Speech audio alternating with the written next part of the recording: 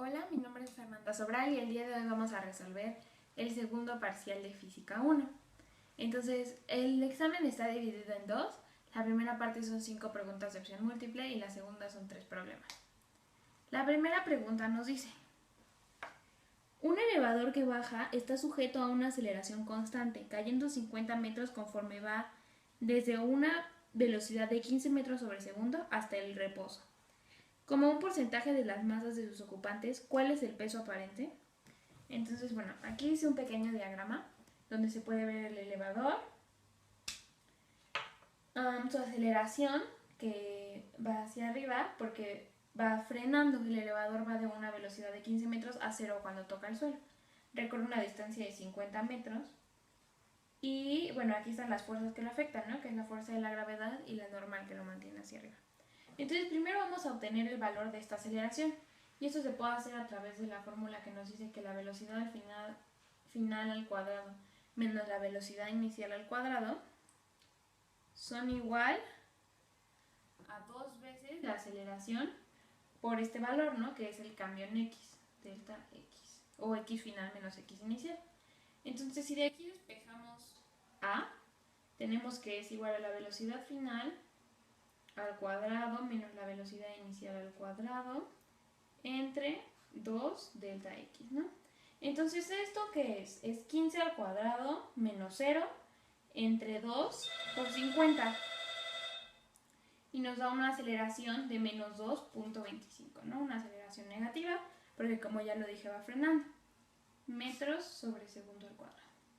Entonces, esto lo podemos sustituir en la comparación de la segunda ley de Newton, ¿no?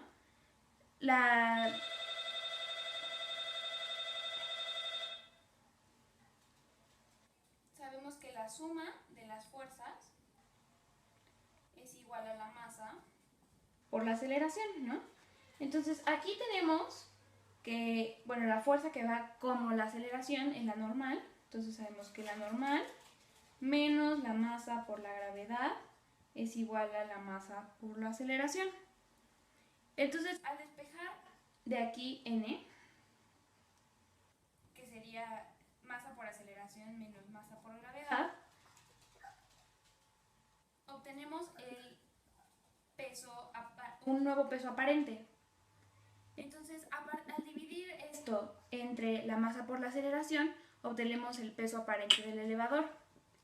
Entonces vamos a dividir el despeje de n, que es ma más mg, sobre la masa por la aceleración. Entonces aquí vemos que las masas se cancelan. Entonces tenemos la aceleración más la gravedad sobre la aceleración. En este caso nos referimos a la aceleración no del elevador, sino de la gravedad, ¿no? Porque estamos tratando de calcular el peso aparente.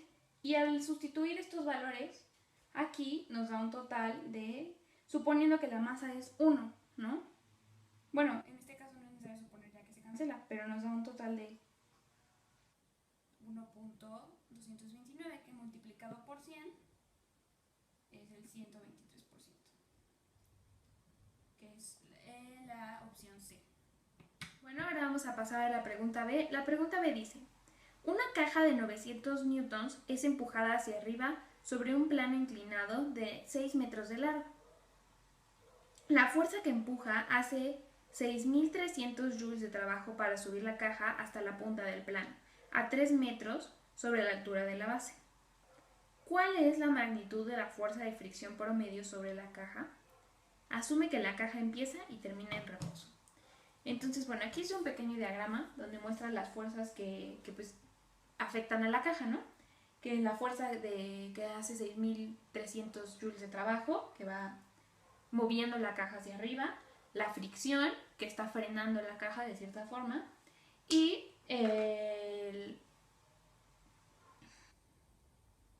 la gravedad, ¿no? Que está jalando la caja hacia el piso. Pero aquí nos dicen que empieza y termina en reposo. Entonces, de entrada, sabemos nosotros que pues el trabajo total va a ser igual a 0, ¿no? Porque el trabajo es la diferencia entre la energía cinética y si empieza y termina en reposo, pues su energía es la misma, ¿no?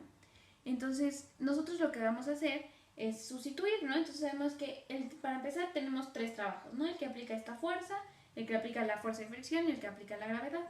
Entonces sabemos que el de la primera fuerza es 6.300 joules, ¿no?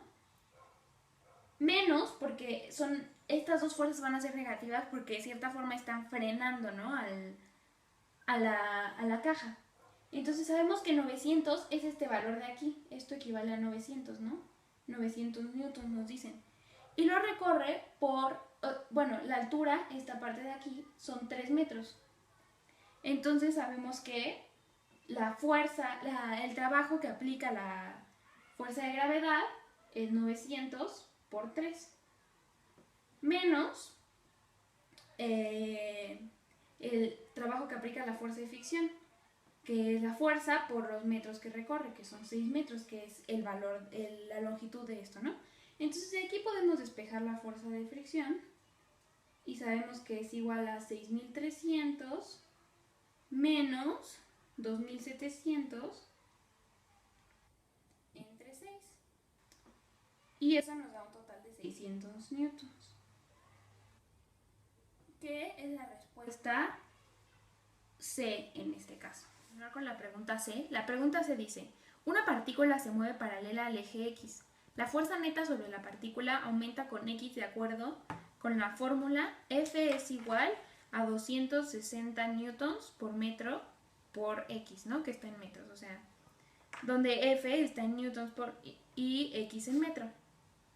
Entonces dice, ¿cuánto trabajo hace esta fuerza sobre la partícula conforme se mueve desde X0 a X0.5? Entonces,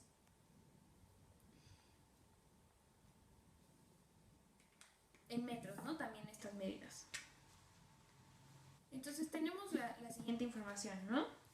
Esto es lo que nos dan y nosotros sabemos que la definición de trabajo es que es la integral de la fórmula, ¿no? O sea, de la función que define a la fuerza en términos de X. Entonces lo que vamos a hacer nosotros es integrar esta parte de aquí de 0 a 0.5. Entonces sabemos que el trabajo es la integral de 0 a 0.5 de 260x de x, ¿no? Que es una integral muy sencilla. Tenemos que es 260x cuadrada entre 2, lo cual es 130 de 0 a 0.5, ¿no? Entonces, cuando es 0, pues esta parte es 0. Entonces, el trabajo total sería igual a 130 por 0.5 al cuadrado, ¿no? Que nos da aproximadamente 33 joules. Que en este caso es la respuesta D al problema. Bien, vamos a pasar a la pregunta D. La pregunta D dice, ¿la energía mecánica de un sistema de partículas se conserva cuándo? Entonces, en este caso, pues la misma pregunta nos está diciendo la respuesta, ¿no? Si nosotros tenemos un sistema de partículas, pues en realidad el trabajo no, o sea, no importa, no depende de la trayectoria, sino del punto inicial y el punto final. Entonces, si observamos esto, podemos ver que en tanto en el punto inicial y en el punto final se mantenga una energía constante, pues se va a mantener la energía mecánica, ¿no? Entonces sabemos que esto se hace a través de fuerzas conservativas, que es la opción C, en este caso la respuesta al problema. Y bueno, pasaremos a la pregunta E, que dice, hay dos carritos de masa M y 2M en reposo sobre una pista sin fricción. Si empujas el carro M durante 7 segundos y luego el otro carro durante el mismo tiempo y con la misma fuerza, ¿cuál carrito siente mayor impulso? Entonces sabemos que el impulso es igual a la fuerza por la diferencia en el tiempo. Entonces, si observamos esto, pues lo que nos está diciendo es que la fuerza para ambos carritos es la misma y el tiempo para ambos carritos es el mismo, ¿no? Bueno, aquí está minúscula, perdón. Entonces, ya que el impulso no depende de la masa, sino de estos dos valores, el impulso que sienten los carritos es el mismo. Y esa es la respuesta C en este caso.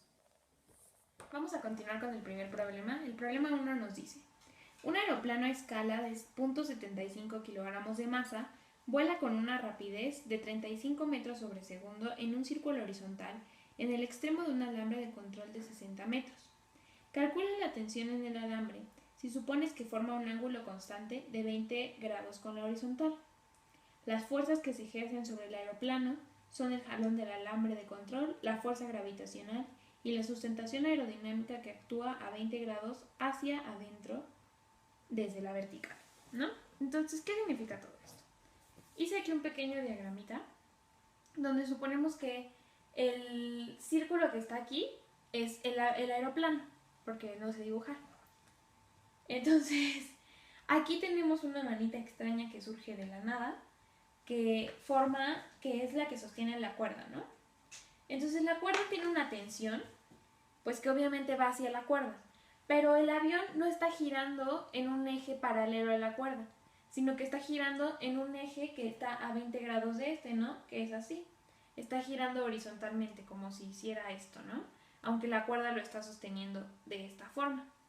Entonces, esta tensión se puede dividir en sus componentes, ¿no? Si la tensión está aquí, pues tiene un componente en X y un componente en Y, ¿no? Sabemos que para X, pues es la magnitud de la tensión por el coseno de 20 y para el componente en Y, la magnitud de la tensión por el seno de 20, ¿no? También, pues, hay una fuerza de la gravedad que lo está jalando hacia abajo, que nos mencionan en el problema, y una fuerza que el problema llama de sustentación aerodinámica, ¿no? Que es esta F que tenemos aquí, que también está en 20 grados, pero en este caso respecto a la vertical, ¿no? La vertical siendo, pues se podría decir, ¿no? Que pues está como en el mismo eje que MG, ¿no? En este caso. Entonces, aquí también se puede dividir en sus componentes. O sea, en este caso es al revés. O sea, el coseno aplica para Y y el seno aplica para X, ¿no? Entonces, lo que vamos a hacer es nosotros obtener una ecuación a partir de la segunda ley de Newton para X y para Y. Sabemos que en X, pues, ¿qué fuerzas están actuando, no? Tenemos una tensión hacia adentro, vamos a tomar X positivo hacia donde estoy yo, se puede decir. Entonces tenemos una tensión que vemos que dado que es la magnitud por el coseno de 20 más una fuerza también en X, que es esta flechita chiquita que vemos aquí, pero en este caso es por el seno de 20, ¿no? Y esto es simplemente por la posición de los ángulos, ¿no? En este caso lo tenemos así y en este caso acá. Y por trigonometría se pueden obtener en estos dos casos, ¿no? Y esto debe ser igual a la masa por la aceleración, que en este caso es la aceleración centrípeta, porque está girando en un círculo, ¿no? Y sabemos que esta tiene un valor de la velocidad al cuadrado sobre el radio, perdón. Entonces, aquí es importante recordar que el radio no es la longitud de la cuerda, ¿no? Que nos lo da el problema, sino es esta parte de aquí, ¿no? Porque está girando en un círculo. Entonces el radio, digamos que si está girando así, suponiendo que la punta es el aeroplano, pues el radio sería la longitud del plumón, ¿no? Y no lo que lo está sosteniendo. Entonces, para obtener el radio igual con trigonometría, aprovechando este ángulo de 20 grados que tenemos aquí y el valor que nos dan, sabemos que el radio debe ser igual a 60 por el coseno de 20, que es 56.4, ¿no? Pero vamos a sustituir después de todos modos. En Y tenemos aún más fuerzas, ¿no? Considerando Y positivo hacia arriba, tenemos una tensión negativa, la masa por la gravedad negativa, y la única fuerza positiva es esta, ¿no? Que se ejerce aquí.